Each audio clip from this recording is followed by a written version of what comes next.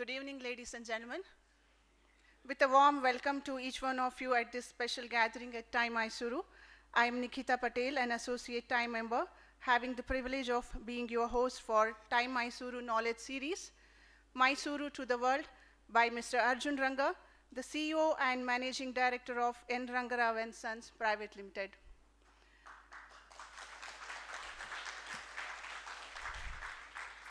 The world's favorite prayer brand, transcending borders to bring Mysuru's legacies to the world, committed to sustainability, transparency, empowerment, enjoyed in 75 countries, available in 1.6 million outlets, igniting 6 billion prayers annually.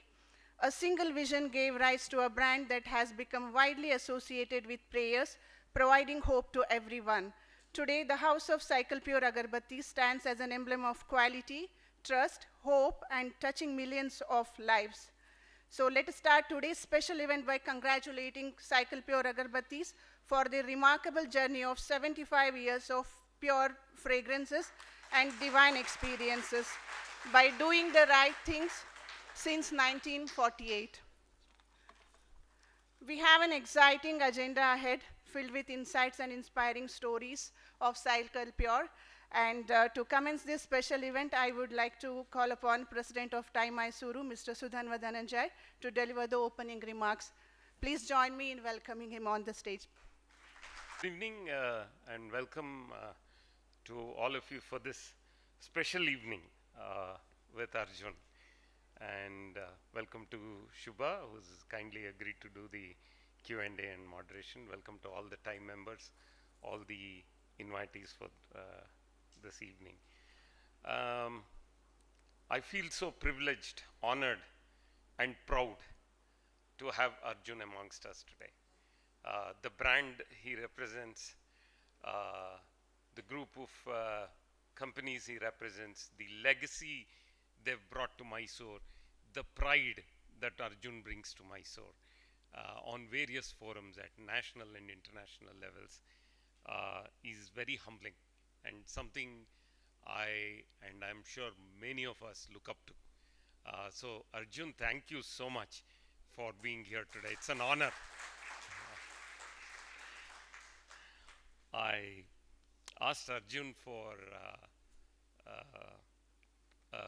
his permission to share something personal a little bit because I'm very emotionally connected to him and his family. I wouldn't be an entrepreneur if not for his dad, and he was my inspiration, my mentor, and everything. Means so much to me. And I've seen Arjun as a young boy, as a student in engineering college, a mischief monger as well, and now a great business leader in CII and at a national and international level. So it's for me very heartwarming and very touching that Arjun, you're here today. Look forward to listening to you in a formal atmosphere like this today. So thank you very much for accepting our invitation. We are privileged. Thank you and welcome you all. Look forward to the evening. Thanks. Thank you, Sudhanva sir. Now I have a pleasure of introducing Mr. Arjun Ranga. To do the honors, I invite co-founder of InnoMantra Consulting Private Limited, design thinker and innovation coach, TiE associate member, Mr. Rakesh Babu on the stage. There is a lot of young crowd here and the sound is not matching to the youngness. Good evening. And we have an equally vibrant and energetic person, so the welcome should be much louder than this, okay? Good evening, everybody. Come on, guys. Yeah. So I share the privilege and honor that Sudhanva sir just mentioned, and it is a proud privilege for me as well to introduce a friend, well-known industrialist Arjun. The agenda is set, but before that, you heard a little bit about the firm, but who is Arjun? It's important to know Arjun and a little bit personal there about Arjun and all that. And Arjun is smiling. He doesn't have a clue what's coming his way. Don't worry, it's all going to be good ones. I'm going to stick to the introduction within somewhere about 3 minutes. In these 3 minutes, I propose to introduce Arjun in 3 different categories: professional, personal, and passion.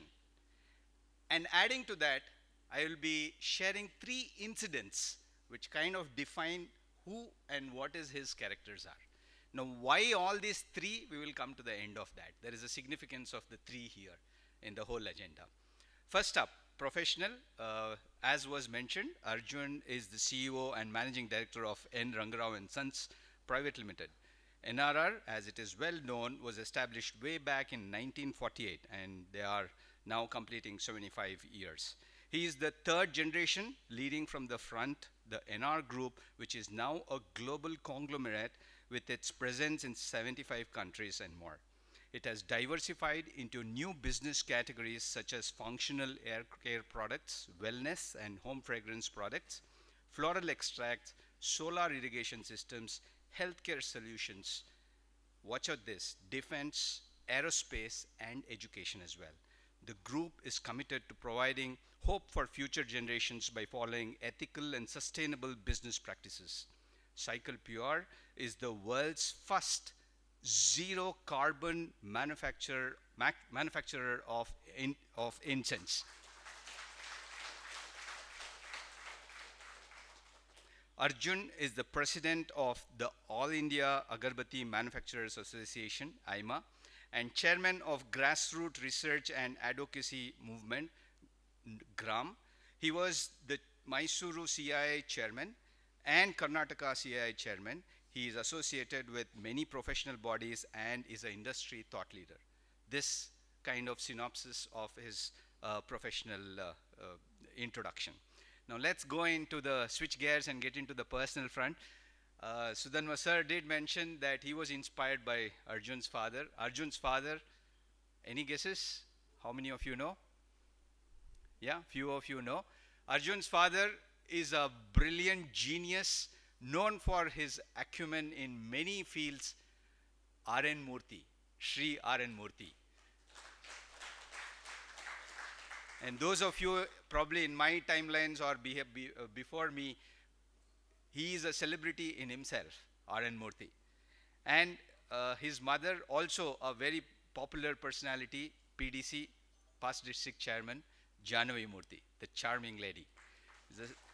The eldest son of his family, and he is the eldest male among the cousins in his family. And Arjun did his engineering from the SJCE, Mysuru, and MBA from Thunderbird, USA. He worked in the US for a couple of years before joining the family business in the year 2000. He is married to the very active Dr. Vidya Ranga.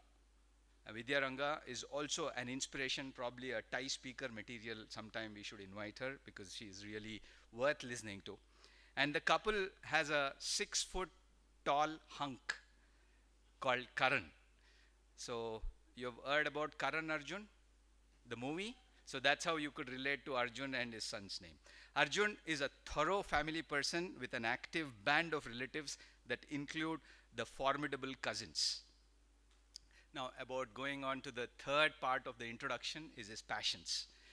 The passions that he carries are many. Among them, the first up on the list that I could see is that he is an avid sportsman and a sports lover. We all have seen KPL, Mysuru Warriors. He is one of the owners of the Mysuru Warriors. And he does not just own the team, he himself is an awesome bowler and a batsman. And given 6 balls to him, I can challenge that he'll take the wickets of any one of us sitting here. However good you are, that's a challenge that I am giving to Arjun probably. He is also an ace tennis player, an expert golfer, has won many trophies, and he is known for his excellent performances in golf tournaments in Mysuru and away. He's a great photographer. Those of you, if you have seen the photographs that he has taken, Ajit knows because he has gone to many expeditions with him. And he has captured some lovely pictures. If you get to see on his Instagram handle, lovely pictures. And he's a widely traveled person, both professionally and personally. And he's even traveled to the North Pole recently. Very rare. Should we clap for that? The North Pole? Yeah, probably. He's a pet lover. He owns a super bike, but I don't know where he gets the time to take out the super bike. He is a ex-tabler, a round tabler. He loves partying with his close friends. He is a devout person and a great pet lover as well. So this is the three-phase intro of what Arjun is. Now, quickly, the three incidents that I would like to share before I leave the stage to Arjun. The first incident with IMA Cricket. I had the fortune to play with him in the cricket tournament. We won 3 titles consecutively, hat-trick winners of a cup. And the fourth time when we played, we lost the finals. Now, why I'm telling this is what happened after the loss at the finals.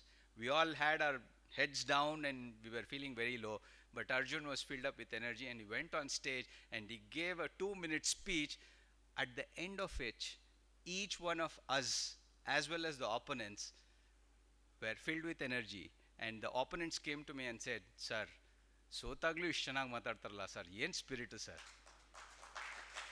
It's not how you behave when you win, but how you behave when you lose. He is a great sportive person. Incident number 1. Incident number 2 is from the CII. So he was the chairman of the Mysuru CII chapter, and as the tradition goes, we have an annual dinner hosted by the chairman. And that day, me and my wife, we would drop in at Southern Star, and there is an announcement by Arjun, "Hello everybody, and here now we have a birthday boy and we have a cake and all that." He had taken the pain to arrange for a birthday cake, and that was for me, by the way. So that was a surprise. Now, why that incident is important is amidst the 1,000 or few so much of activities that he has, he remembered to arrange for a cake. The cake is not the importance, the thought, the gesture. Now, Arjun, a true friend. Incident number 3. We had the Rotary CSR Awards, and Rotary, I'm a part of Rotary Midtown, and I asked him to accept the award on behalf of NR Foundation. He insisted that it be given to Mr. Guru. And he saw to it that Guru sir came there, and he also was on time, and he came, attended the entire event, and he gave a speech and all that. And at the end of it, we were all Rotarians, we are photo frenzy, and we had a huge gathering of people on the stage. And Arjun was sitting there, and he wanted to be in the picture as well. You know what he did? He stood up. He, Pawan, his son, and Pawan's daughter, they sat just there in front of it. Now, is that great? It just shows the simplicity. He didn't have to sit there and squat there, and he was so cool. A down-to-earth person, a humble person. These 3 incidents give a different perspective of what Arjun is in his personal life and his professional life. With this, I complete the 3-phase introduction and the 3 incidents. Wonder why these 3? Anybody? Any guesses? 3-in-1 agarbattis, right? So these were the connection between the 3. Wonderful. If I had a gift hamper, I would have given to the person who guessed that. But believe me, the 3-in-1 is what is all this about, but we have a person who is a all-in-one, right? He's a great industrialist, a great person, a great family man, a good friend, and a wonderful visionary. Here I present, ladies and gentlemen, Arjun Ranga to you. Can we have a huge round of applause to welcome him on stage? Let's not waste time further, and I invite you on the stage, and this evening is yours, sir. Please go ahead. And Rock, that was not a waste of time. So it was a good introduction. That was a very humbling introduction. And Sudhanva, there's not one day that went by where Dad, kept remembering the enthusiasm and the energy that you stored in, showed in starting Excel and what you did in your journey. So thank you so much for remembering Dad's support as well. It'll mean a lot to him. Thank you. So also when I think when Ty asked me to speak here, I said, you already have my brothers Kiran and Pawan as part of it. There's nothing new that you'll get to learn. But then they said the magic word. They said, Sudanva sir asked, and then that was it. Right? There was no more discussion after that. So thank you for this opportunity. I had done a small presentation for Thai Hubli. I don't know if any of you were part of that. This was during COVID when we were all on webinar frenzies. So I had done back-to-back webinars. So were any of you part of that? Thai, okay. So thank God it's just one. So there'll be a lot of repeat. So I had a presentation that I had prepared about our family, my grandfather's time. So I think it was insisted that I present that to all of you because there are a lot of students as well. So if you have the presentation, can we just start that? How much time do we have, ma'am, for this? In our group, just briefly, we have quite a few companies within the NR group. But this diversification that you see today was not started in our generation. It actually started in my dad and uncle's generation. They are the true entrepreneurs in the family. They are the ones who actually went beyond just agarbattis, started a pharma company, started home products, the Nalpak restaurant chain that you see today. All of that was started by our second generation. Even the essential oil business, the electronics business were all started by my father and uncles before us. We just carried forward the legacy, and we've done a few diversifications ourselves, but the foundation was actually laid down by the second generation, and we count our blessings and we have a debt of gratitude for what they've given us, to be honest. Rangrao & Sons is the parent business. This is the business grandfather started in 1948. We have Cycle Pure Agarbattis, Lia Air Freshness, and Iris as the three main brands that come under the N. Rangrao & Sons. We have a fourth brand that I need to update now. It's called Om Shanti, where we do a lot of puja samagri as well. Neso, this is a company that was started in 1979 by Dad and a partner of his, Mr. Tyagaraj and Mr. Gauri Shankar. They are not part of the business now, but the three of them founded that company.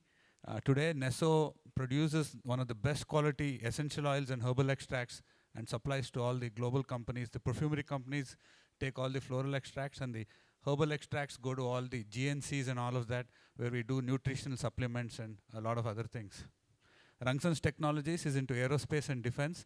It used to be Rangsons Electronics earlier. Now it's called Rangsons Technologies, predominantly into aerospace and defense. We have Rangsons Schuster Technologies, which now has merged with Rangsons Technologies as well, where we do avionics hoses and pipes. We have Vyoda Solar, where we do agri-solar pumps. Sensopt, where we do industrial automation and energy management services. We have a whole set of edtech companies that's not yet listed, that are still in the startup mode. And we have NR Foundation, which I'm most proud of. Broadly, I want to tell you all about giving back to society. NR Foundation, we have quite a few charities and initiatives, but the main one is the Rangrao Memorial School for visually impaired girl children. This actually was started 33 years ago.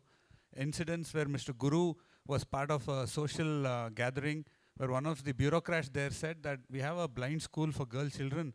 Bari ibre students idare, adike namge workout ಆಗ್ತಾರ ನಾವು close ಮಾಡ್ಬಿಡ್ತೀವಿ school.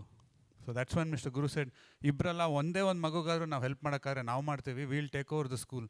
So in 33 years ago, Mr. Guru took that call to take over the school for visually impaired girl children. Today there are 130 girl children there. And over the last 33 years, close to 1,000 children have passed through the school. It's from 1st standard to 10th standard, fully residential school, supported by the group and the foundation. So really proud of these initiatives done by the second generation.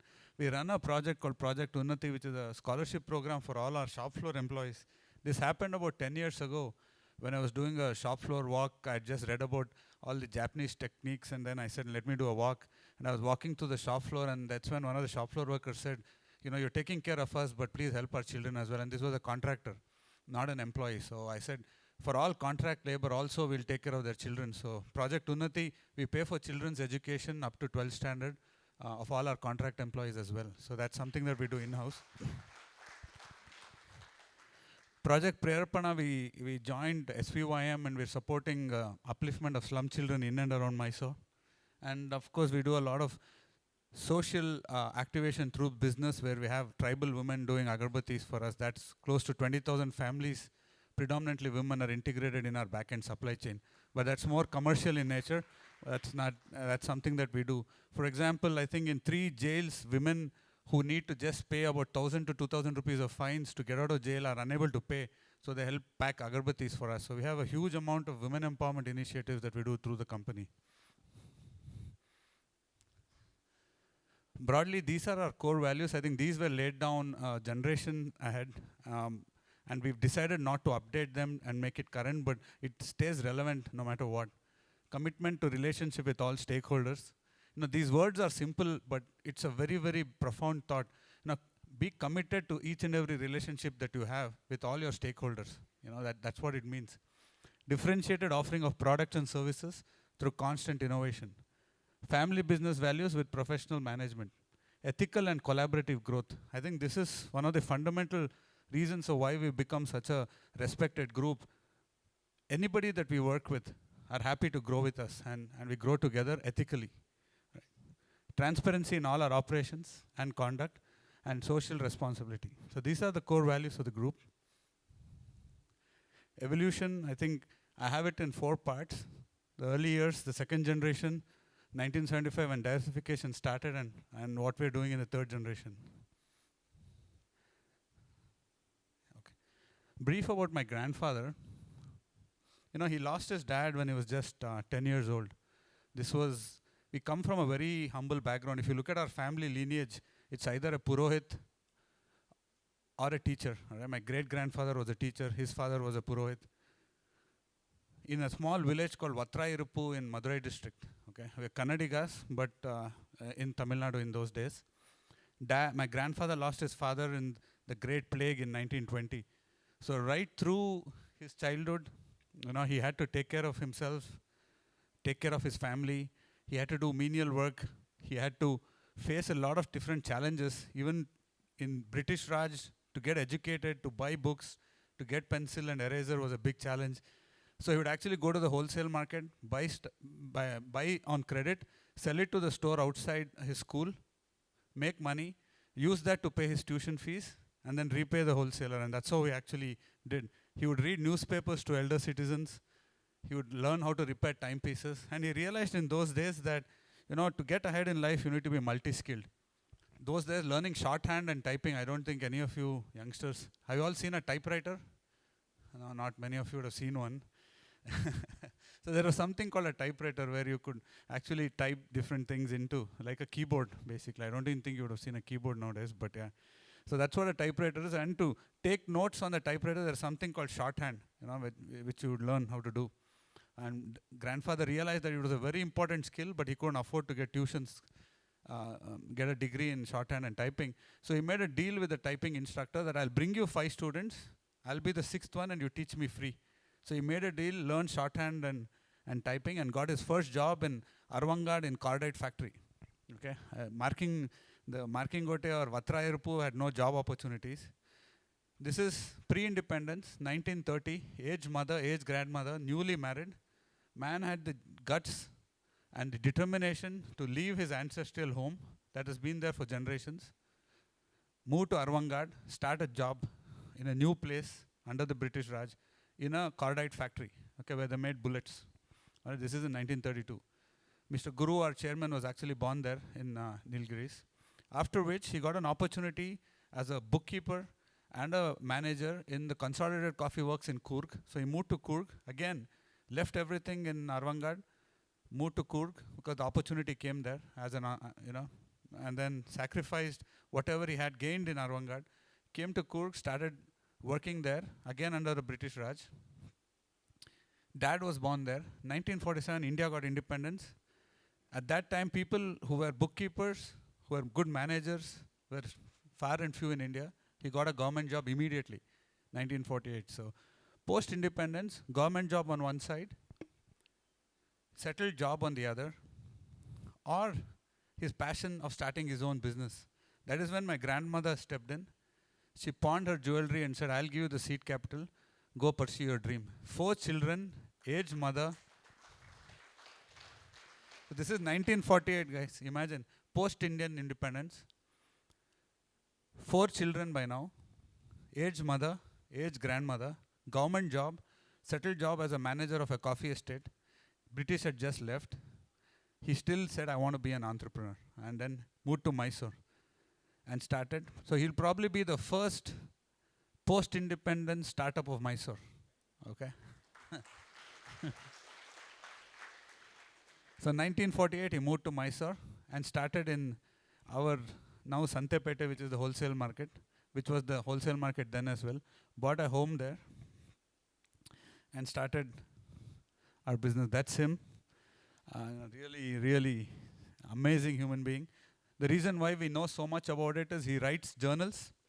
From 1925, he's been maintaining journals, where he writes in many places, I'm not writing this for my children, because they'll get to see me and hear from me. I'm writing this for my grandchildren. Okay? This is his early years. So he started in 1950 into agarbattis.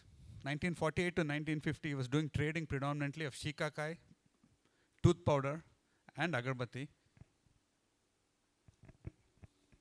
Realized that to get ahead, he needs to have a core competence. You know, as an entrepreneur, he said, if I trade, there's no competence that I'm building. And after a lot of study, he realized that among tooth powder, shikakai, and agarbatti, agarbatti was the one where he could actually bring in a lot of difference, because there was multiple facets to it in terms of packaging, fragrance creation, and raw material. And so these were the early years where, you know, he had the courage to dream and then realize his dream. He sacrificed a lot. You know, to be honest, we call our grandfather as factory appa and factory amma, because they were living in the factory literally. And the house in Sunatkeri, when dad and uncles would go to school, he would actually that would become the factory shop floor. And in the night, that same place would be their residence, and that's how they've come up. He had tremendous financial discipline. He would keep separate books for business and personal accounts. You know, 1956 accounts book, if you see, he's booked tea expenses in the office as a personal expense. And he paid it out of his pocket. He didn't book it in the company expense. Even now, when I drink Diet Coke, I don't book it as personal expense, but I'm just saying that's the level of, you know, financial discipline and integrity that he had. Key challenges he had in those days was, how do I build a system and a process, developing a core competence, because he had no prior knowledge. So he realized the only way you can actually build on your core competence is to learn better. He was one of the first ones post-independence to import perfumery books from France and the UK. It took him 1 year. Every day he had to go to the post office and then to the customs office. Those days it was just setting up post-independence. In 1 year, it took him a year to import these books. He set up a lab and started creating fragrances based on these books in-house. So the perfumery lab that he started is what my father and uncles followed through as passion. My dad's a very accomplished perfumer, so is my uncle, Mr. Vasu. They learned with international perfumers. I'm an apprentice perfumer, and that became the core competence of the business. The fragrance creation became the center of the company. And he had huge issues about how do I innovate in marketing, security for all the family members, because by 1956, he had 7 children, 7 male children and 2 daughters. So as was the case in those days, he had 9 children. So he was tremendously concerned about security of family members. Will the eldest in the family take care of the youngest? So those concerns started to come in for him, you know, as early as 1960. And then nurturing the second generation as well became a huge issue. And I think this is when we need to really recognize our chairman, Mr. Guru, because the moment he finished his 10th standard, he was forced by my grandfather to join our family business. Of course, later on, he's gone ahead and finished his degree, and probably he's more accomplished than a PhD, but the sacrifices that Mr. Guru had to make in the early years is one of the reasons why we all exist today.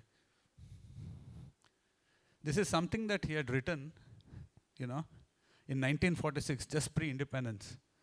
I'll just read it out quickly. Hence, after 10 years, I hope to be in a big town or in a city, getting a monthly income of at least rupees 200, either in something commercial, something of a commercial concern as a paid employee, or running a business of my own. I also hope to derive immense benefit from my son, whom I am going to introduce in the commercial line. It is my ambition that I should hold a capital which will yield an interest of about rupees 150 per month within a period of at least 12 years, and I am working in this direction. Look at the foresight that the man had. This is 1946, pre-independence, comes from a village called Vatrayaruppu in Madurai district, and this is the level of passion he had, and this is what true entrepreneurs have: sheer self-belief, willing to sacrifice anything for the goals that they set out to do. This was our factory and residence from 1948 to 1950. And I told you that he bought the perfumery books. This is the Mysore Dasra Gold Award for perfumery that he won in 1953. Okay.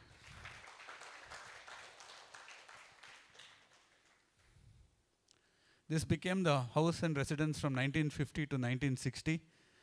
If you see, this is my dad. This is Mr. Guru. This is Mr. Vasu. If you see behind there, there's all agarbatti packing material that's there in the house. And that's my great-grandmother, and that's my grandmother, Sitama. He also started to realize that being close to the customer and customer insights are big words that we use today, but he realized that we have to be close to the customer. And that's when in 1951, in one of the marketing visits, one of the customers told him that, I keep calling your product Ranga because he had it in a blue pack and it was not clearly branded. And that's when he said, I need to give it a name that everybody in the country will understand, no matter what their language is, what their upbringing is. And it should be something that unifies everybody. And that's when he came up with the word cycle. A cycle is a cycle in every language in the world. All right? And when you see it, you are not confused. It personifies hope and freedom. It's an aspirational product, and it's also eco-friendly. Just like how prayer is to everybody, cycle is also something that personifies hope. When you're on a cycle, you have freedom, just like when you're praying. And it is the same no matter who you are. Just like how cycle agarbatti is, whether you are an Ambani or you are anybody else, prayer and God are the same, just like how cycle is. And so with all of these thoughts, he came up with the word cycle. And he also said he needed to celebrate his children, so he launched agarbattis, Guru Agarbatti, Murti Agarbatti, Vasu Agarbatti, but Guru and Murti Agarbatti failed for whatever reason, which Vasu uncle even today laughs about. Vasu Agarbatti became an instant success, right? And so the company became Vasu and Cycle Brand Agarbattis from N. Ranga Rao and Sons. And simple things like, taglines he started to come up with. Agarbattis give you entire satisfaction. It was very simple thoughts. And here's another line, Cycle Agarbatti as affordable as cycle. Okay. This was our home and factory from 1958 to 1975, and this is when my dad joined the business. Now this is something that's very profound that my grandfather wrote in 1975, okay? Those who were leading in the agarbatti making in 1949 when I started my factory, to my astonishment, I found only 1 out of the 6 leading agarbatti factories in 49 was still progressing in 1969. So within 20 years, these businesses are eroded. And in his journal, he goes about studying why it happened. And he talks about one of them getting into gambling, one of them becoming a womanizer, one of them not having good business practices, ethical practices, one of them not having succession. He clearly identifies why those failed. And he said, in my family, I don't want this to happen. And he has a family council meeting and ensures that this doesn't, happen. This is from 1975 to date, our corporate office in Agrar. Grandfather, by the way, didn't want this. But guess who built it anyway and fought with my grandfather, Mr. R.N. Murthy. So the legacy of the brand starts from 1975 when the second generation completely gets involved in the business with Mr. Guru. And the next leap that the company takes, is something that is unimaginable. So Mr. Murthy fights with my grandfather. They don't talk to each other for 2 years. He believes himself and he builds this. Now this is what the second generation had to experience. Dream to conquer and redefine the industry, to be world class and best in whatever we did. Going beyond Mysore, Karnataka and India, we started exports, created unbelievable, unparalleled fragrances. My dad actually spent 6 months, when I was just a 3-year-old boy, he left and he was in Switzerland for 6 months learning perfumery. Okay. We were setting up a new fragrance creation setup in Chennai. He lived in Chennai for 2 years. So as an entrepreneur, sacrifice is something that came automatically. And many people mistake sacrifice for compromise. It's never that case, right? And for success of an entrepreneur, sacrifice is a given. And that's what the second generation did. They all sacrificed so much for the benefit of the business, which is why the family is even sustaining and perpetuating today. And never ever, worried about professionalizing. This is something that I've realized for all of us entrepreneurs out there. The moment you start becoming a manager, you cease being an entrepreneur, okay? And that's something that Dad used to always tell me. The moment you start becoming a manager, realize that it is time to give it to a professional. You continue being an entrepreneur. That's something they did amazingly well, the second generation. Apart from fragrance creation, which was core, everything else they professionalized. That's something even I'm learning, I need to know when to give up and professionalize and what I need to, continue pushing as an entrepreneur. This is a very big lesson for all of us. And how do we sustain and perpetuate our founders' values? What Enrang Rao did. That was a struggle for the second generation that even we are now trying to go through. The family side of it, just go through it, because this is not a family business discussion. I won't talk too much about it. So the main drivers for growth for second generation was transparency, ethical practices, and financial discipline. Now that is something that the family and the business kept telling repeatedly, that transparency and financial discipline were one of the biggest reasons why the second generation could scale for growth, because our competitors would always be sitting behind the cash register, managing, cash and what's the word? We had a big issue, right? Demonetization kind of issues. So that's something that our family never went through. 1977, we won the Best Taxpayer Award, and even today we keep winning that. So that was one of the biggest reasons why we could scale for growth, and our professionals managing finance for us. Strategies with long-term vision and secure the future for the company and the family. Perseverance, I think, was a huge strength. There were a couple of years in between where the family and the company decided, even though there are no profits, they will not compromise on product quality. There were raw materials that had escalated in price, but they said, no, customer comes first. It doesn't matter what happens. We will not compromise on quality. And this the second generation faced. Imagine we are all living in a blessed economy and a blessed situation now. To import raw material, they had to take permission from Delhi. Okay, and the best of the raw materials are internationally available. India was not even manufacturing anything. Atmanirbhar didn't even exist in these days. And this is all in 1970s and 80s, where global companies were creating fragrance ingredients that would make fragrances unbelievable, and to import them was a huge challenge. We had a quota that was allotted to us, and within that quota we had to do everything, including travel, build the export market, and also import raw material, and ensure that the children get to travel abroad to see the world. So that's the challenge that the second generation grew up with. Now, third generation, we came in. For us, I think all of us got educated. All 6 of us cousins are globally, internationally educated, good degrees in good colleges, have outside work experience. So every member had to get a master's degree. And, investing in the right people, taking the role of entrepreneurs rather than managers, I told you about it. How to develop a quality mindset, the organization started to grow, pushing our boundaries, given the freedom to dream and to implement change. And then technology, played a huge role at this part for us. Business challenges that we experienced, post 2000 was huge amount of globalization happened in India. Competition started to intensify. We had to identify new avenues for growth. But the biggest challenge for us in our generation has always been, how do we continue the founders' values, in all the businesses that we are part of? How do we ensure that the values percolate through the companies, through the ecosystem that we are part of? So that was a huge challenge for us as well in the second generation. And ensure that we cousins stay together. But more importantly, how do we make sure that the fourth generation, that's our children, also have the same level of kinship? That's a huge challenge that we are facing today.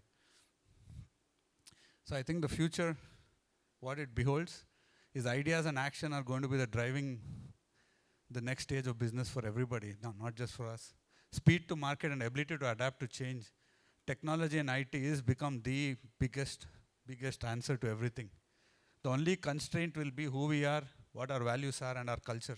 We should never give up that, no matter what happens. I think our culture as Indians, culture as of who we are is something that makes us great, and we should hold on to it no matter what. Yeah, I think that's it. Think big, but start small. Thank you. This is actually a 1-hour presentation with a lot of anecdotes and other things, but I was asked to compress it to 15 minutes, so I've done it in 18. So thank you.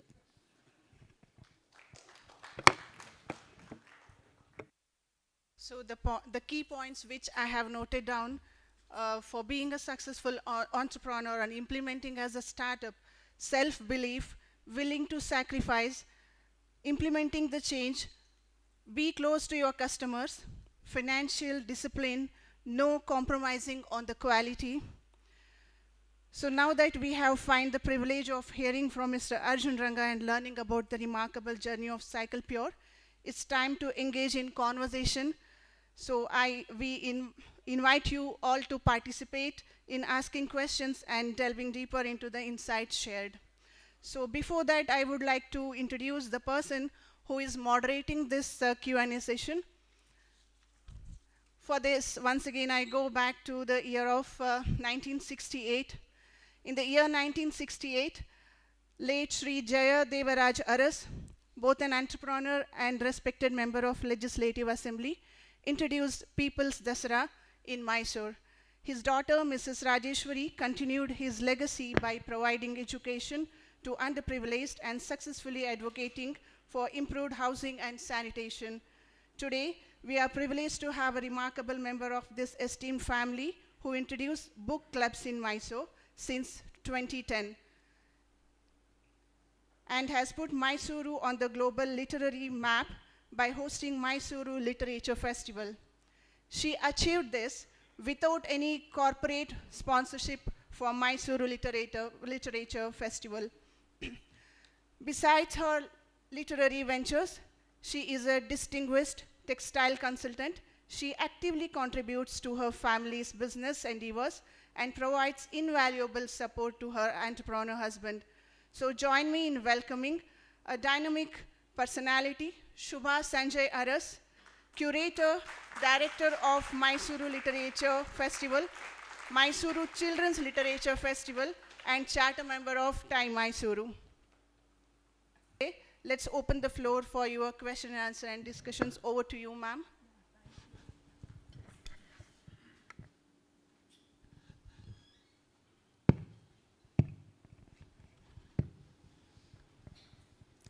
Thank you, Nikita. That was good introduction.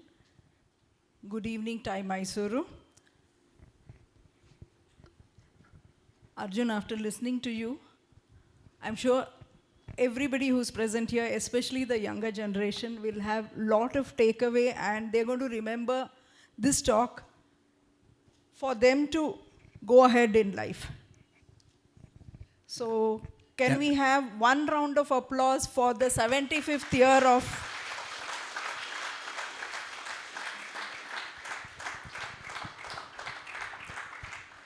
NR Group, the 3 generations, what they have given to Mysore and putting Mysuru on the world map.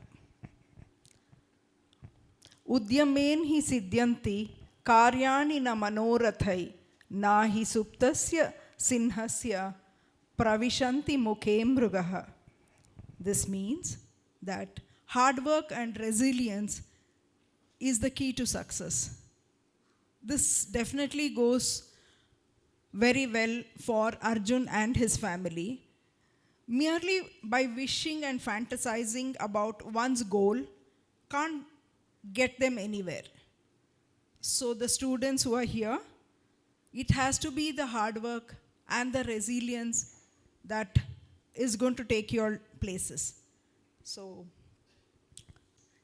he has already covered most of it, though if anything is a repeat, you can just pass, okay? So building a reliable and skilled team is akin to finding the right ingredients for a perfect recipe. What was NR Group's secret perfume in attracting and nurturing talent? And also, how do you manage to fish out the best from the talent pool of these workers? For us, as a business that was started 1948, the challenges that my grandfather faced probably was the biggest, because I remember him writing in his book that 1954 he'd hired a manager who quit in 2 days. When he asked him, why did you quit? He said, ನಾನು ಎಲ್ಲರಿಗೂ Kannada ಬರುತ್ತಲ್ವಾ? Okay, ನಾನು ನಮ್ಮ ಮನೆಗೆ ಹೆಣ್ಣು ನೋಡೋಕ್ಕೆ ಬಂದಿದ್ರು, ಎಲ್ಲಿ ಕೆಲಸ ಮಾಡ್ತೀರಾ ಅಂತ ಕೇಳಿದ್ರು, ಅಗರಬತ್ತಿ ಕಂಪ್ನಿ ಅಂತ ಹೇಳಿದ ತಕ್ಷಣ ಅವ್ರು ಹಾಗೆ ಎದ್ದೊಟ್ಟೋದ್ರು. So that was the challenge that my grandfather had. And he made an oath that day, he writes it in his book that no matter what, I should build an enterprise that makes everybody proud to work in my company. And not just that. And he said, and this is something that is astonishing with my grandfather and also with my father and uncles, which I seldom understand. They meet, when my father used to meet competitors, he would educate them so much. I would be like, what are you doing? Why are you helping them so much? And that's what my grandfather believed too. Our competitors would call my grandfather Agatha Shastru, because he was so unbelievably good in terms of helping people, including competition. So he said, I want to build an organization that is so robust, and the people who join us should learn so much about the business and industry that they should be able to leave my company, start a business similarly, and hire another 1,000 people to develop the nation. And that's what my grandfather's vision was. So the biggest advantage I think that I got from the earlier generations is, don't worry about how you attract talent into the organization. You first take care of people who are with you. They will attract talent for you. And how you do that? By constantly training them and upskilling them, showing them opportunities that did not exist before. So you won't believe it, our entire production, our packaging that we do with almost 14,000 women that are employed is handled by one Mr. Prasad, who's been with us for 40 years, who started as an office boy.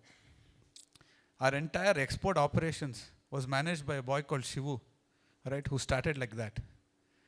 So each and every person in our organization has started grounds up and upskilled. And these stories are what actually helps attract talent, because people say, we want to work for your company. And that's how you actually made sure that and that's the secret sauce is, you take care of the people that are with you, and then everything else will fall in place. And that's the secret sauce. Yeah. So I'm going to skip the next question because he's already replied for that. How much time do we have? How much can I elaborate? I don't That about 15, All right, go ahead. another 20 minutes. Okay, I think. So in his grandfather's time, when they said somebody is working for NR Group, maybe there was no NR Group, Agarbatti company, they were refusing to give the bride. But now it's become reverse. If you're working for NR Group, I'm sure everybody will be like, this is the company to be in, please. Okay. So, by the way, I used to meet Arjun's father in Maya Hospital in Bangalore in 2007 and 2008, those days. I came to know that only about maybe less than a month ago when he was going for a walk. My driver stopped and said, this is Mr. Murthy, remember those days. I used to do comparative study between human genetics and silkworm genetics. So I used to go to all the hospitals where they had this women wing, and I used to meet him in the canteen, and he would come up to me and tell me few things. I don't know how much of it I used, but the memories are like there. So Arjun, next thing, Cycle Pure Products has become a household name and has a lasting legacy of 74 years. Now they are into 75th year. Being at the helm of legacy must come with a share of grandeur and, of course, grey hairs. How do you navigate established traditions while also embracing the modernity? To be honest, I am actually a lot more conservative and risk-averse than what my father and uncles were. Dad always believed in pushing the envelope. Almost all the great creations that I am able to extend today were actually started by the second generation, either be a product extension or a brand diversification. So I'm comparatively a lot more conservative because of the legacy that is bestowed upon me, and And I think that I take with a lot of pride and also a lot of caution on my side. That has sometimes been, hinder the growth, but also ensure that we stay secure. So to answer your question of how I manage, the biggest challenge, like I said, is how do you percolate the values that are passed down from generation to generation, or what the family and the business stand for, what it means to create what we do, how we personify hope for every mother out there who lights an agarbatti stick. Expanding almost 30,000 families now working directly and indirectly with us. How does each and every one of us believe that that 50 paisa agarbatti stick that mother lights, or that office going employee lights, or that shopkeeper lights, his whole prayers, hopes, aspirations are intertwined with that, those two sticks that he does like this. When you buy a new car, when you start a new machine, anything that you do, it's that act of those two sticks. And that's what we are safeguarding, for the nation and our culture, our tradition. How do I ensure these values actually percolate? And that's what gives me the gray hair. And how do you do that? I think it's for all entrepreneurs, is what my grandfather did is right. That's something that you need to do also, is to maintain a journal of stories that represent your legacy. Just like the 3 incidents that Rakesh mentioned, folklore is the only way that you can percolate values within your organization. You take the great companies out there. They talk about how Mr. Narayan Murthy even today, has his same old car and travels. Whether he travels by economic class or not, that's not the matter. How Azim Premji, how each of these great entrepreneurs live their life. So folklore is the only way in which you can percolate values of what the businesses stand for. And that's what I'm trying to focus on doing as well.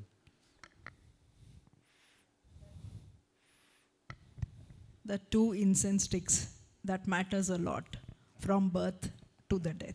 Yeah. So your company has been in existence for so many decades that now we already know. I'm sure it has weathered numerous challenges during its journey. Could you share your experiences or the ups and downs with our audience? And one biggest challenge that you people have faced, if it can be shareable. Because I can see many of the students are taking down notes, so it can be a very invaluable. Yeah, for students, I think the biggest lesson for me is please attend class more. I used to bunk a lot of class. Please listen to your teachers. There's nobody more experienced and knowledgeable than them. Right? And do internships as much as possible. Get work experience. Don't be in too much of a hurry to start becoming an entrepreneur. Get as good work experience as you can. Right? I mean, that's for the students out there. But for the professionals, there are a lot of challenges throughout. Adapting technology, culture change within the organization, culture change within me, changing my leadership style.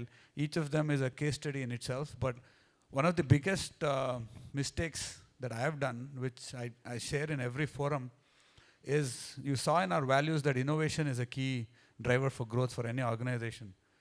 But you need to understand where innovation comes from. And in our organization, innovation came from the fringes of the company. All right? Every employee would contribute. But me, with my US education and my engineering background, with my analytical skills, believe in building process in everything. Whenever I see a problem, I say do a COPA, corrective and preventive action, do a YY analysis, and then figure out, build a process to it, structure it, put it in the ISO manual, do a audit every 6 months to ensure the NC is reduced. And we built robust processes across our organization. By doing this, I ended up killing a lot of creativity that was there within the organization.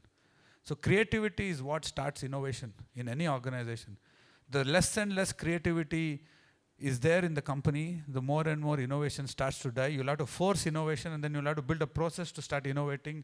You'll have to start having meetings for innovation. So it won't come naturally. So that is something I'm trying to re-engineer now within the organization. How do I create smaller creative clusters everywhere, yet maintain a business process that can scale? So any entrepreneurial business starts doing well when it's smaller, because creativity happens everywhere. Everybody is talking, a lot of interactions happen. As you start scaling, growing, you have to build process, and that's when creativity suffers and innovation dies. And that's a challenge that I'm facing, and that's something I'm telling all of you entrepreneurs out here, is ensure somehow, I don't know how you will figure that out, a creativity still continues no matter what process you build above it. I don't know if it made sense. Yeah. But I can see them writing down. So, the entrepreneur's landscape in Tier 2 cities is often seen as a canvas of untapped opportunities, mingled with unique challenges. From your vantage point at your company in Mysore, how do you view the scaling journey? Now, for me, business had already scaled. We were number one in the agarbatti business by 1973. And God's grace, we still continue to be the number one company today as well, with so many multinationals coming in and all of that. But the entrepreneurial journey, you're asking about tier 2 and tier 3 cities. I believe 10, 15 years ago, geography was a challenge. I don't think it is anymore. With the way connectivity has improved, with how bandwidth, with 5G coming in, with the tech stack that the country is building, it's amazing what I think government of India is doing to build entrepreneurial spirit within the nation. There are challenges on both sides, but I believe the country is set for a great leap of entrepreneurs coming in the next 10 years. But what I believe tier 2 and tier 3 cities need to focus on a little bit more is on social entrepreneurship. I think that wave has still not started in India. That's something that is going to happen. And we hear about social entrepreneurship stories where movies are made of Padman and things like that. Because as an organization, we work with so many social entrepreneurs. The women that do our packaging for us, they had no employment, no financial independence, burdened in the family, abusive husbands. Today they have financial independence, and the husbands actually work for the women who do contract manufacturing for us. So social entrepreneurship, I believe, is the next wave that the nation is going to see, and that will start from tier 2, tier 3 cities that get access to information.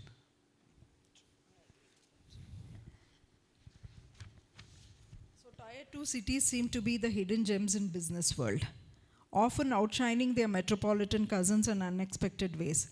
In your experience, what sparkles brightest about these cities? I mean, you've already said the women are really coming out there and doing things. But any key takeaway for our young entrepreneurs and the startups who want to be there? On flip side, is there any rough edges and challenges that need to be? I can only talk about my perspective.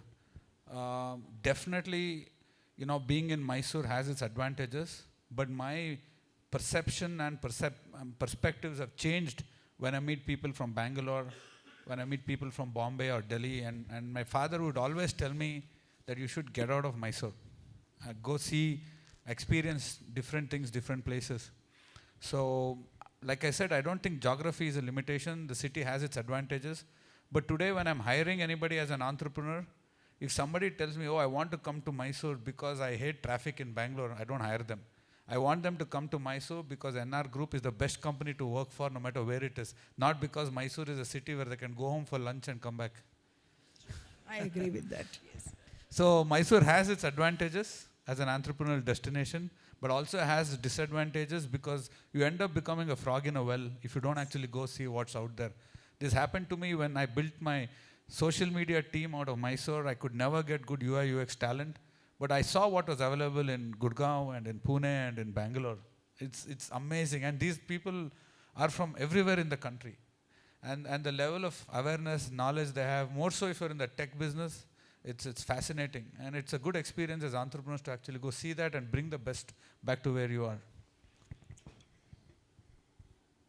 Now you know the tech team, how to buck up the youngsters. Okay, so now we'll move on to your marketing strategies. Cycle Pure Agarbattis has woven itself into a fabric of daily life of countless households. This level of brand loyalty is truly commendable and doesn't happen by accident.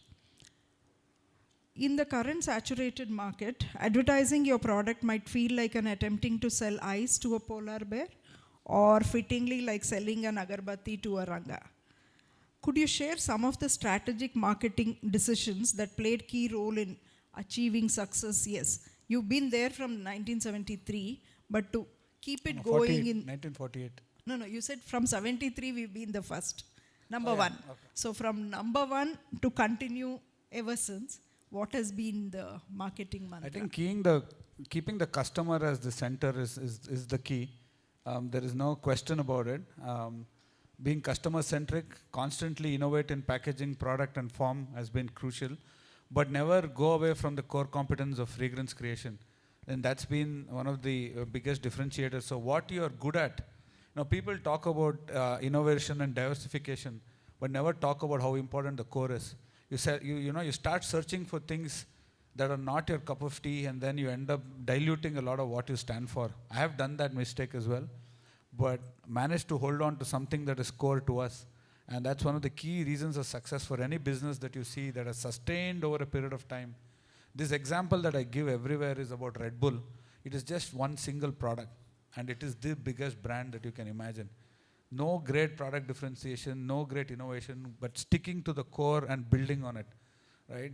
Great companies manage to do that over periods, over generations. And that's something that I'm also trying to do, keeping Agarbatti central to what we are, fragrance creation to the core, and then everything else is in the periphery. I know. Okay, so we just have 10 more minutes left. So one last question from my side. As the curator of the Mysuru Literature Festival, I need to ask this. No, you can't see. So if you're invited to the next Mysuru Literature Festival to be on a panel with somebody whom you have fantasized, whom you've really looked up to, will you share and also it will be a challenge for you to be sharing the dais. So will you accept the challenge, or are you going to?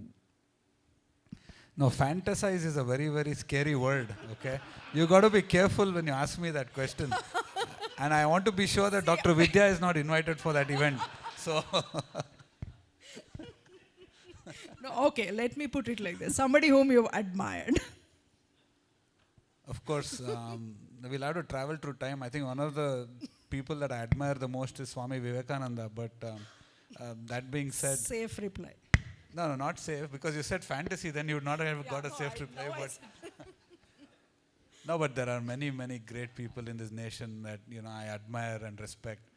But the one that I most respect is those customers of ours every day, those mothers who sacrifice their whole lives for the benefit of their children. I think it's for them that I'm here in doing what we do. So, so there's no individual that I aspire to be, but to serve our customers every day, day in and day out, on a personal front. So with that, I have few questions for rapid fire, but let's take questions from the audience, and if there's any time left, I'll move on to the rapid fire. Can somebody take the mic around?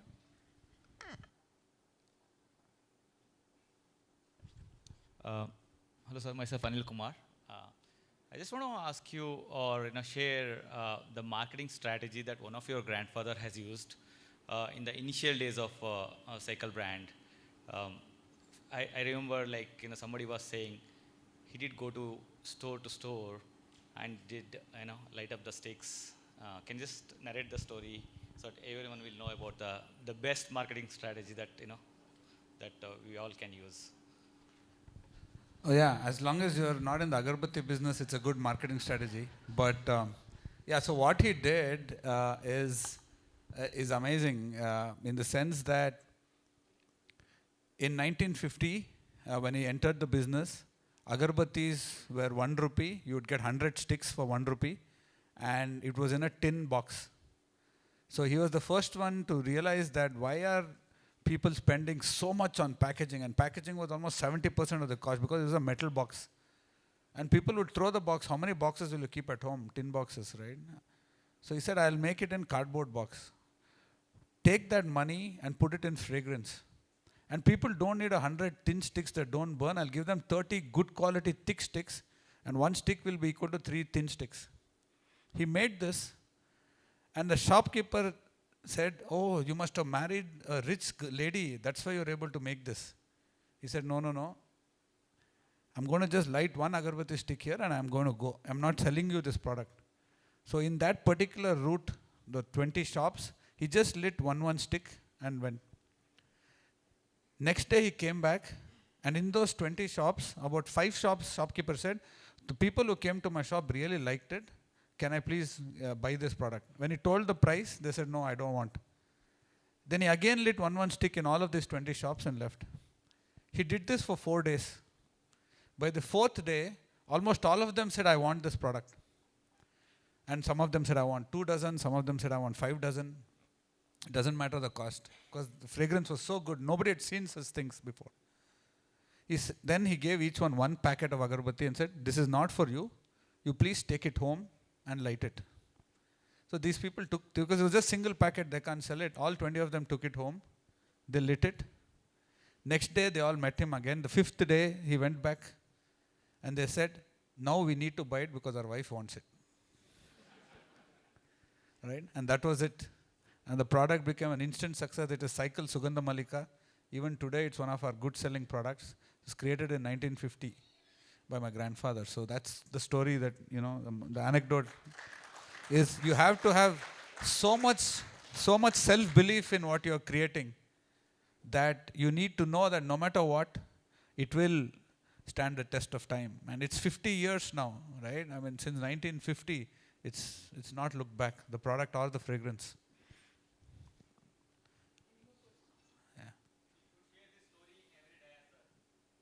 Yeah? Okay. No, that's what I said. It's a 1-hour presentation. I had to cut short all of the stories.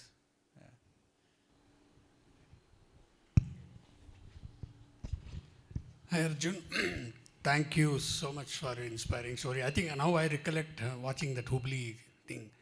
And I have a lot of questions, but because of paucity of time, I'll ask you one. As you know, TiE Mysuru especially is engaged in creating an ecosystem for startups so that they don't have to run from pillar to post and all that. But when you introspect and you look at your grandfather's story, there is a thought which occurs that without pain, there is no gain. Most of these great companies like NR Group or even Google for that matter, everything started in a very, very humble way. Today, the startup ecosystem is a buzzword everywhere, and maybe they are getting things on a platter. Now, what do you think would happen if there is no pain or the commitment that your family has shown for customer centricity and creating value for the customer? So what is your take today? What caution would you advise for when building an ecosystem? No, I think it's great times, okay? I think the caution should be on the side of the investor, not the entrepreneur. The fact that entrepreneurs today are daring to dream, daring to push boundaries, is what nurtures growth. If you look at the US in the 70s and the 80s, all the great companies today did have the same kind of system there that India is now going to experience, not just today, but for the next 10 years. There will be money available. Good ideas, people will throw money at that. And it will continue to happen the way the country is growing. I think investors that come in with this kind of money need to put in some level of fiduciary responsibility in setting financial goals for the entrepreneurs to be able to manage. The investors that are actually throwing money should also have the fiduciary responsibility, I think, as investors. And that ecosystem has not evolved at all in India still. It's still a hit and a miss, from an investor standpoint. And we have done that mistake as well as a family fund. Quite a few things that we've done. It's like the gold rush, and I think it'll be the case in the next 10 years. So I don't think I would ever caution the entrepreneurs as much, because they will fiercely believe in their dream. I think not anybody out there thinks that their idea is not worth the dollars that is put behind it. And I don't think you should tell them that either. It becomes the responsibility, I think, of the investor and the ecosystem to give these guardrails so that the entrepreneur can flourish even better. Skittling an entrepreneur, I think, will be the biggest blunder that we will do. And I don't even think we should go with that mindset. And I have made that mistake, and that's why I know. One of the companies that I was helping incubate, I just kept, hindering the entrepreneur's thought process, and then the company just went away. That was it. And he just did something else. He pivoted. He's doing great now, but that's something you should never do. Let the entrepreneur be an entrepreneur. The moment he starts, doing something else, there will be few people out there who misuse, but you should not use that as a judgment for everybody out there. And that's my 2 bits. Arjun, sorry, 2 questions. The first one is, so these are the days when manufacturing pretty much there's a Chinese onslaught in everything. So I'm very curious to understand how is it that you've been able to fend off that challenge, if at all there is a challenge from the Chinese. That is the first one. Second thing is a little bit more complex. You know, another 20 years you'll be hitting 100-year mark for the industry. It can be as old style as it can get. I mean, I don't mean it in a negative way, but it is. And you have somehow successfully managed to transcend, you know, being the head of a very old style business, enjoying it, thriving. What are the challenges that you see for the next generation? Because, you know, they'll have to transcend the same challenge of being associated with that business. Your thoughts?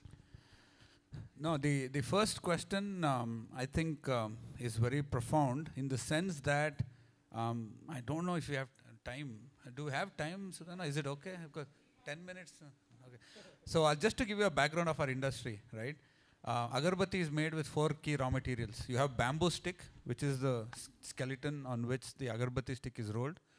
And the black paste that you see on the agarbatti stick, black or brown, is just charcoal, wood powder, and jigget, which is the bark of a tree.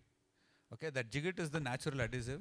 Mixed with water, it becomes a paste. That paste is then stuck onto the bamboo and then dipped in fragrance. So 90% of the agarbattis are made this way. It's almost 99% natural because of that. 1976, the country started to see shortages of the jigget because it's a wild harvested plant material where tribals go into the jungle and harvest this jigget and then bring it and use it. So Dad saw this as a big issue. But globally, countries like China, Vietnam, Laos, Thailand use a lot of incense for Buddhism and made very similar with the same jigget raw material. The method of cultivation in those countries are very, very different. There it is a cultivated crop because they are doing it for centuries. In India, it's a wild harvested crop, so it has never actually farmed. So Dad tried to bring it back to India and started trying to farm it. But more importantly, he said the core of the incense is the fragrance. And these countries, China, Vietnam, nobody knew how to create fragrances, didn't even have the art of creation. So he said, why not do the value addition in India, but outsource the commodity? So in 1970s itself, the country started to outsource the raw stick making, which has no value add, which is a commodity, and then the value addition would happen in India. This happened till 2019, when Atmanirbhar happened, and the government of India said, no, even the raw material you produce in India. So we now import some of these raw materials, and we do the 100% value addition within India. Even the raw batti is made in India, completely mechanized now. 1999 we started mechanizing. By 2007 it was mechanized completely. And in those days, the mechanized stick that looked beautiful was 5 rupees a stick, and the handmade stick in 2005 was 20 paisa a stick. Today, the handmade stick is 10 rupees a stick or 5 rupees a stick. The mechanized stick is 50 paisa a stick. All right, and that's the flip that you see. So handmade incense today is premium, and all our premium products are handmade, even by the women who used to make agarbatti. When I joined the business, they still continue, but their children have not followed through, sitting at home and making agarbatti. So that's the transition that has happened. And I import raw material from Vietnam and China, and I export back a good, high quality premium product back to China. So we have containers that we sell in China. They are unable to duplicate our product. They can only counterfeit it. They are unable to recreate fragrances. Even today, all the multinationals that have entered have failed in making fragrances. So some smart multinationals have bought out old Indian agarbatti families, and they convert for them today. So that's how the business is going on one side. The technology and the adaptation and the next generation is a huge challenge. I think it's in 2 phases. First, how do we ensure that the family, perpetuates on one side? But how do we then tell our next generation that this is a cool business to come and work for first, right? And that's the biggest challenge, because for them, the world is the opportunity, world is the market. So for us, I think creating an ecosystem here where the business can thrive, immaterial of a family member coming back and being part of the business, is the biggest goal we've taken as the 3rd generation. But on the other side, as a family and as a shareholder, inspiring our next generation to be part of all of these activities, we ensure that they're part of all company initiatives, make sure that they get information, give them the required tools to understand what this means, the impact that it does, is kind of the effort that we are doing. And from a technology standpoint, I believe that services and the prayer space is big. So we started pivoting in 2009, where we set fragrance on one side. So we created Iris Home Fragrances. Today it's #1 in India in home fragrance, lifestyle home fragrance brands. We created Leah and Stoppo as functional hair care products. We still have a long way to go there. And I saw the opportunity in spirituality and well-being becoming big in India when people started to connect back to their culture and tradition. And so we created Om Shanti as a brand about 4 years ago. And today it's #3 in our category. It is the fastest growing category for us. Our kumkum, turmeric, eco-friendly oils that we create, the cotton wicks that we make, and all of that. So with that, I've also added a services element where you can actually do pujas and prayer from home in temples called Pure Prayer. And I've also created a newspaper and a news magazine called soulveda.com, where we do spirituality and well-being content, quite a bit of it actually. So we have content creation on one side, we have social media and consumer engagement on the other, and we have services that we're building as well to complete the entire prayer, spirituality, well-being aspect of a consumer. So that's how we are kind of positioning for the future. So moving from just being a pure play agarbatti brand, but also sticking to agarbatti on the core, extending it into being a prayer and wellness brand. Good evening, sir. I'm Saya Surendran from Krista College. My question is that is there anything known as the right age to start a business? And I have one more question, that is, you told that believing in oneself is very important. So I wanted to ask you that, have you ever doubted yourself while taking over the business? Thank you. Yeah, so there is no right age to start a business or be an entrepreneur. There's no wrong age to dream. I think you have an idea, you have a dream, you believe in yourself, I think you can start. But work experience ensures that success comes in. To start a business, there's no age. But to succeed, you need a little bit of maturity and experience, and I believe work experience gives you that. When have I doubted myself? I doubt myself every single day whether I'm worthy of this legacy to be bestowed upon me. Every moment, that fear is what keeps me going. See, there are two innate, this is something I passionately believe in, that there are only two innate feelings that push us, okay? It's either anger or fear, all right? And it is something that I've learned from sport. When I'm bowling to somebody or when I'm batting, I'm either scared of the bowler or I'm angry with the bowler, and that's how I perform better. So for me, a lot of my business performance comes from the fear of what I will do wrong, and hence it makes me do the right thing more often than not, okay? So most of us, if you introspect, most decisions that you would have taken would have been from one of these two things. So for me, that's been my journey. So I fear every day, to be honest. I don't know if it made sense, but.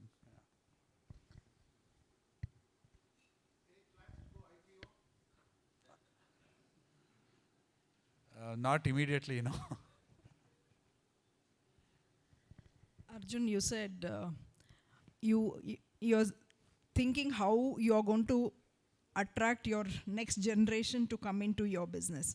But what are you going to look for when you want to actually ask them to come into the family business? I'm sure because you went through the grind.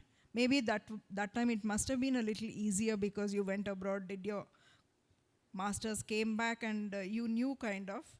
But now with the Karan getting ready to be there, maybe in another 5 years, whatever time, but what are you going to look for to accept the next generation into come into your business? No, I think I was blessed here. I grew up in a joint family till I was 16 years old in Sita Vilas in Lakshmipuram. 40 of us in one house. We had one common room where all of us had our beds, Pawan, me, Kiran, Vishnu, Ani, all of us. My sisters as well, and that's where we woke up in the morning. We had 4 wardrobes each of our clothes. We had to take care of ourselves. There were only 4 bathrooms for 20 of us. We had to go stand in line at 6:15.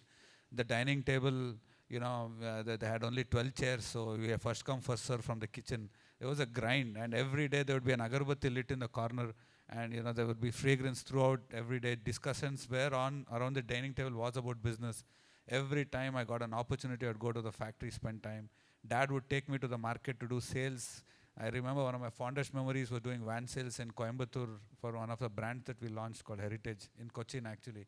3 days sitting van driver, my dad, me and the sales guy. Just stop wherever, eat wherever, any large, bad service, good service, didn't matter, go selling. Till we finished the load in the van, we'd continue selling shop to shop in the rural markets of Cochin. So these experiences, I'm not able to give my son. We live in a nuclear family, right?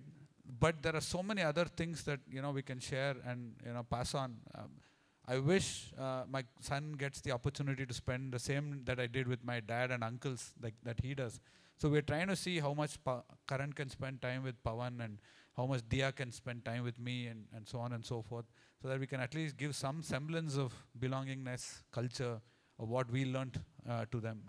And the only way you can do that is to communicate, over-communicate. Even if they get irritated, make sure that, a few things you ensure you do. And what I don't expect anything from him. All we teach our children is to be kind and to do things the right way. Very true. When Arjun says kind, I remember one incident. In 2014, in September, I was in the 9th month of my pregnancy, and then suddenly in the paper, we were living in Bangalore, suddenly I see this thing that Mysuru Warriors were playing, and then I told my husband, I think I want to go. So he called Arjun, and Arjun sent some ticket. As we walked in, I was in my, I was about to deliver in maybe 2-3 days. He saw me and he said, Sanjay, what are you doing? Take her to the VIP lounge. And of course, my sister-in-law is the doctor, so she was there and the ambulance was kept on hold and all that. And Arjun was like, I hope she doesn't deliver here. I don't want this to happen. And true to his, maybe the prayers, the fragrance, I delivered exactly 7 days after that. So Arjun and the family have touched Mysoreans in many ways and made Mysuru really proud. Any more questions, or can I move on to the rapid fire? Sir, my name is Pradeep. My question is, what is your experience behind bringing in one of the biggest celebrities in India, like Amitabh Bachchan, holding pure agarbattis and talking about it? Means it's a different feeling every time. We see him on the television holding cycle agarbattis. So can you tell us a little bit story about how the NR group thought about bringing the biggest celebrities in India to market for cycle agarbattis? Thank you. So this was 2015, and I spoke to my dad and uncle. This was an idea given by our ad agency that, for us to foray into the north, we needed somebody that resonated with the brand. I spoke to my father and uncle, Mr. Guru, for advice. They said, don't get a brand ambassador. The brand in itself is big enough. Our consumers are our real spokespersons. But I felt that I needed to meet Mr. Bachchan once, just to understand how he is, because I never met him, I'd only heard about him. And I got the appointment. I went to Bombay to meet him. You won't believe, he said, I've been waiting to meet you for 30 years. This is the product I've been using every day in the morning without fail.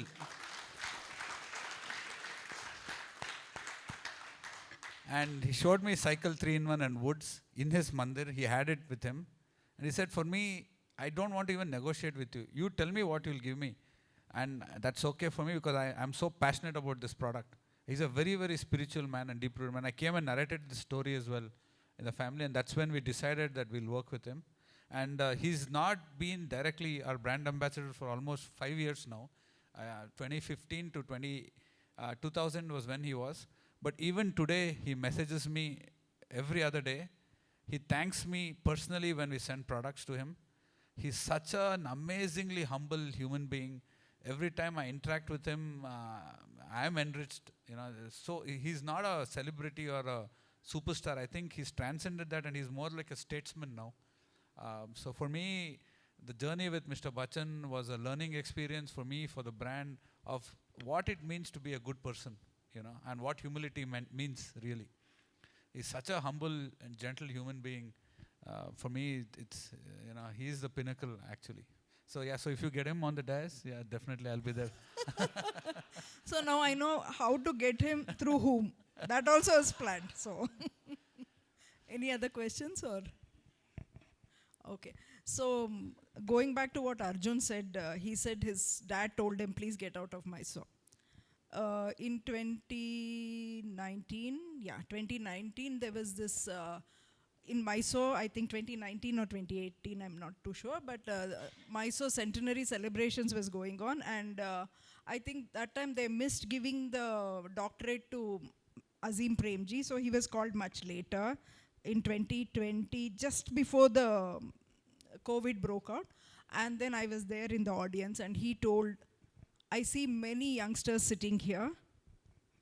All of you, please leave Mysore. Go out of Mysore for minimum of 5 years. Don't become like the heritage building of your city.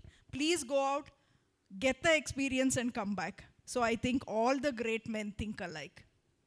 Arjun? Yeah. This doesn't refer to my employees who are working in Mysore. No. It's only for the students who are born here. I mean, for the children who are born here. Lighter note, yeah, don't worry. That's fine. Okay. Any other questions? So I'll move on. So Arjun, rapid fire question now. Hard work, passion, investment, or luck? The most essential thing for success is? Sacrifice.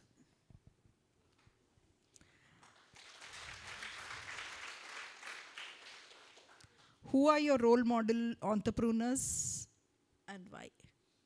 If you have one, other than your family, of course. Got you there.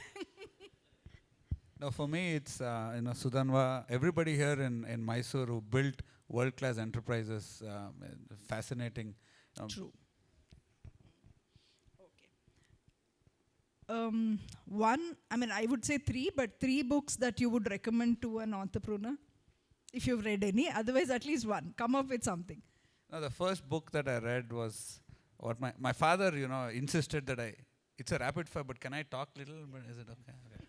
So I was not at all good at reading books. So my dad actually put me to book reading tuition, okay, in 11th standard. He said, you have to read books. And I hated it, but he made sure that there's a principal of the college who was an English professor. I had to sit in front of him, read books, and he'll ask me questions. Charles Dickens, all of that I read, The Tale of Two Cities and all of that. And then he gave me a book, Father, Son and Co., the IBM story, okay, by Watson. And then he gave me a book from Lee Iacocca, okay, Lee Iacocca's story. So those 2 books, and then he said, Who Moved My Cheese? That was one more book that I read. But after that, I've not read anything after he stopped telling me to read. So my favorite books will be those that have become movies, like Lord of the Rings, the Harry Potter series, and all of that. So I haven't read much after that. Yeah. But to answer your question, I follow. Can't remember his name now. So the book is called The Why. So read about it. I think it's very good. And then there's another book by him, Simon Sinek. Leaders Eat Last. That's the last book I read. This is something I read during COVID. That's a wonderful book to read. Yeah. So he is a reader. So he can be on our platform. So other than cricket and golf, because I just heard, any other sports?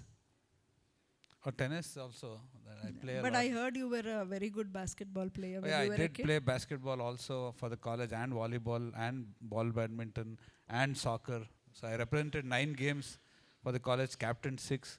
But I believe in sports. Sports builds character. And if everything is equal between 2 people, I'll pick the sportsman over the other. So who's your favorite sports personality? It has to be my uncle, Dr. Sridhar, who's 71 years old, and he can still run around the court faster than ever I can. So. Yeah, I met him. Yes, I agree with that. Yeah. In one word, what do you see in future? Opportunity and Mera Bharat Mahan, any day. Yeah. So in all the aromas you'll have, what's your favorite one? There's no single one that is my favorite. I knew. But it has to be the one that is my wife's favorite, because that's the one that she lights all the time at home. It's woods, and then we have a brand called Naivedya. So these are the 2 products that more or less it's her go-to product. So that's something that I like to. Well, that was created by Mr. Vasu and my dad. Yeah. My creations she doesn't light at home. So. Okay. Being successful in business and being helpful to society, you have done both. Which is more satisfying? Oh, any day when you make a difference to another human being, personally that is more satisfying. But if you're successful in business, that is the only then only can you contribute to society. So I think they go hand in hand. It's not one or the other. Yeah, true. One word to describe Mysore. Beautiful. I thought you'll say heritage. No. One, One word to describe Mysore would be home for all of us. one advice for our budding entrepreneurs. You already said work hard, but then. Yeah, no, not work hard. I think that's a given. Be honest, be integrity, discipline, all of that is given. But I think there are three things that I say. Skill, very important. Will, even more important. But skill and will can be covered up by dil. So courage for entrepreneurs, budding entrepreneurs, courage is the definer. ಕೇಳಿಸ್ತಾ ಎಲ್ಲರಿಗೂ? Okay, the last question. How did Mysuru Warriors come about? A passion for cricket. This started in 2005 when there was an India-Pakistan cricket series. I got a call from 10 Sports that one of the big multinationals backed out in the middle of the night. The matches were starting the next day. And who else can they call but a family business who can take a decision over a phone call? So I said, okay, but this is my price. And I gave a price that was 1/5 of what they were asking. And they had no choice but to say yes. So we sponsored the India-Pakistan series after so many years. Got so many eyeballs on cricket. And then we said, why are we on cricket? Because India prays when cricket is on. And we said, we want to be everywhere that India is united in prayer. And cricket was a no-brainer for us. And then we said, how do we unite the city in prayer? And we said cricket could be a way. And we spoke to KCA in 2009 when KPL started, but we couldn't win the bid. The team was called Mysore Maharajas. Then when came back in 2014, we rebid again, we won the bid. And we wanted something for the city to celebrate together.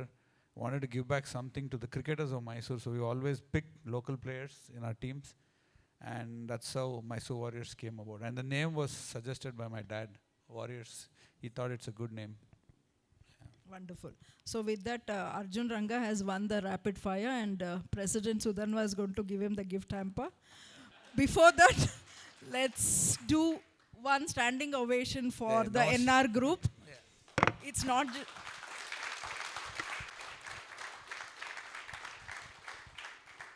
It's for what they've done to Mysore and taking Mysuru worldwide.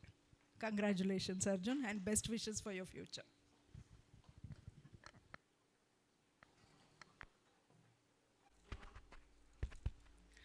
Thank you, Shubha ma'am, for facilitating the engaging Q&A. And so I started using Cycle Pure Agarbattis from the day when I saw Amitabh Bachchan started using it on screen. So thank you for bringing him on the screen. So next, one more quote I had copied. I would say even Ramesh Arvind. Why Ramesh leave Arvind, our yes, he's backbeat? also my favorite actor in South India. So before that, I would like to mention one more quote Mr. Arjun Ranga has written on his website. That is, an agarbatti is lot more than an incense stick with a divine fragrance. It is sacred because it could end up carrying the hopes of a mother praying for her child.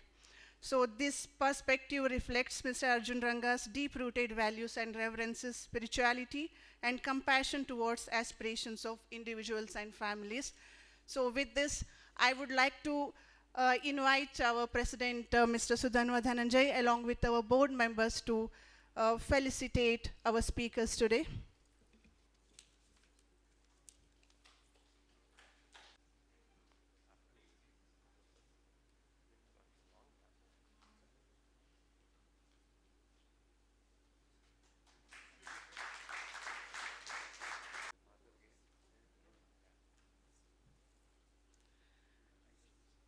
And felicitation to Shubha ma'am as well for being here with us today and moderating wonderfully.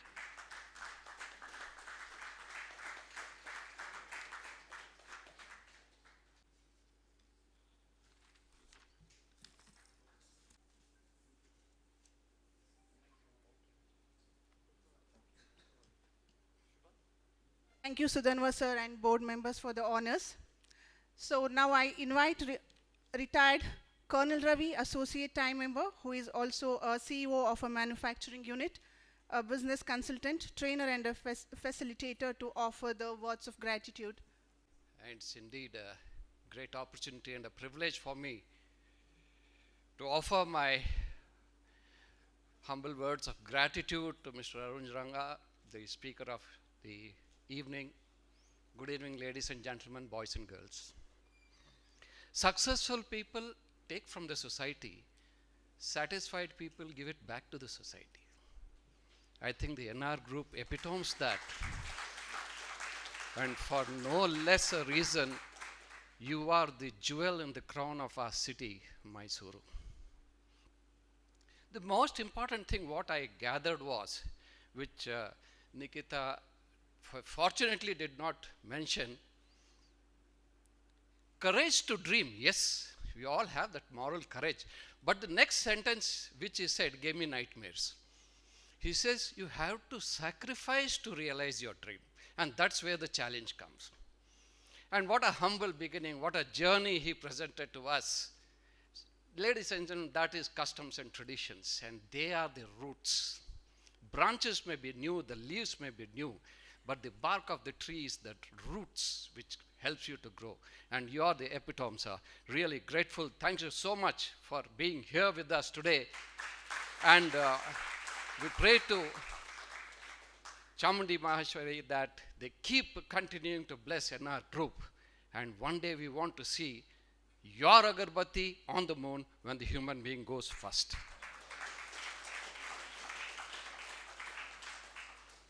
Thank you, Mr. Sudhanva Dhananjay, the President, Time Mysuru. At the rate you are organizing these wonderful Fridays, I'm afraid you may have to change the heading from Knowledge Series to Wisdom Series. Thank you very much, sir. I also would like to thank Ms. Shubha Sanjay Ers for moderating the evening. Madam, your rapid fire was very good, but it was a damn swig at the end when Arjun won it, hands down.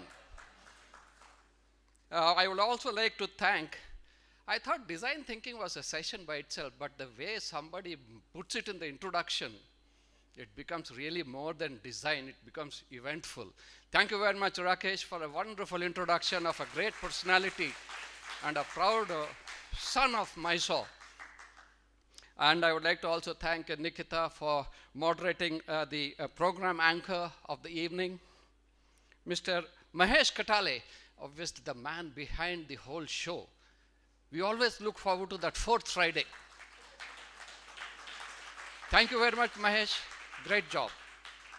And I would like to also thank Srimati Uma Bai, the person who came from the anchor NR Group to completely moderate and showcase this event. Thank you very much, ma'am. And of course, all the chartered members, the associate members, and the wonderful student members from Cresta College. We are so grateful and so happy to see such young world filling the back row. At some stage, I would request if you can come forward and we'll go back. And of course, finally, the Infinity Invent team and Inside Out team for making it such a wonderful, visible evening. Thank you very much, team. You did a grand job. Thank you very much, ladies and gentlemen. Jai Hind. Thank you, sir, for your gracious words of thanks. So thank you all for being the part of this wonderful event. We hope you have had enjoyed insightful and inspiring evening. We can continue to inspire each other and motivate each other at our networking dinner as well. So I request all of you to join for the networking dinner. And also I request our charter members and associate members, also student members to join on the stage. May I request Mr. Arjun Ranga for a group photo with all of us, sir.